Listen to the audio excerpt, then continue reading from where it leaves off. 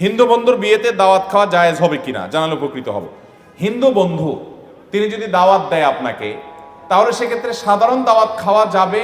তাকে অন্তঃস্থল থেকে শিরক করে, সে আল্লাহকে বিশ্বাস করে না, সেই জায়গা থেকে আপনি সেই অবস্থানে তাকে আপনি রাখবেন না, কিন্তু তার সাথে সাধারণ সম্প্রীতি বজায় রাখা এবং আপনার সামাজিক অন্যান্য কর্মকাণ্ডগুলো করা, লেনদেন করা, এগুলো না জায়েজ নয়। ঠিক একইভাবে সে আপনাকে কোনো খাবার দিয়েছে, এটা খাওয়া আপনার জন্য জায়েজ হবে যদি খাবারটা হালাল হয়। আপনাকে কোনো উপহার দিয়েছে, সেটা নেওয়া জায়েজ হবে আপনার জন্য যদি হালাল হয়।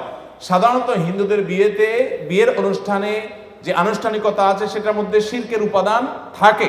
শিরকের উপাদান থাকার কারণে শিরকের মজলিসে যাওয়া সুস্পষ্টভাবে হাদিসে নিষেধ।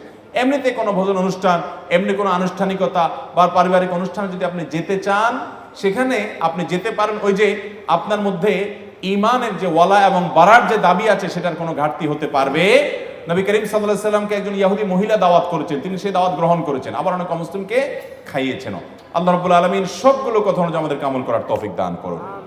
এরপর প্রশ্ন হলো, আমার মা আমার খালাতো বোনের সাথে আমার বিয়ে ঠিক করে, হঠাৎ তাদের মধ্যে টাকা নিয়ে ঝগড়া হয় এবং বিয়ে বন্ধ হয়। আমি আর আমার খালাতো বোন সাক্ষী ছাড়া কাজী অফিসে গিয়ে বিয়ে করে ফেলি এবং যে যার বাসায় আসি। এখন আমাদের সম্পর্ক কেউ মানছে না, আমাদের জোর করে অন্য জায়গায় বিয়ে দিতে চায়।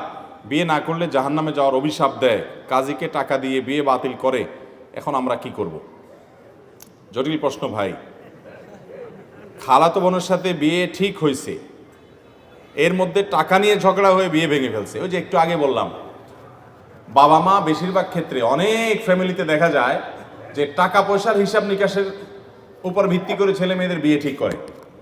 তো এরকম যদি হয়, দিনদারিকে তারা প্রাধান্য না দেয়, তাহলে সেক্ষেত্রে আপনি দিনদারিকে প্রাধান্য দিয়ে বিয়ে করতে পারবেন। এখন কতটা আপনি আপনার খালাতো বোনকে বিয়ে করছেন কিসের কারণে? যদি বলেন যে দিনদারিতার কারণে, তার মধ্যে দিনদারিতা আছে, তাহলে সেক্ষেত্রে সেও মা বাবার অবাধ্য হয়ে এরকম কাজী অফিসে গিয়ে এরকম, আচ্ছা পালায় পুলায় বিয়ে করতে হবে কেন ভাই বলেন তো? পালায় তো করে চোর চুরি করে, সাধারণত চোর চুরি করে কি করে? তো এখন বিয়েই যখন করতে হবে, তো দুইজন মিলে পালায় যায়, এটা কেমন কথা? যথাসম্ভব অভিভাবকদেরকে সম্মত করে নিজের দাবি আদায় করার চেষ্টা করবেন।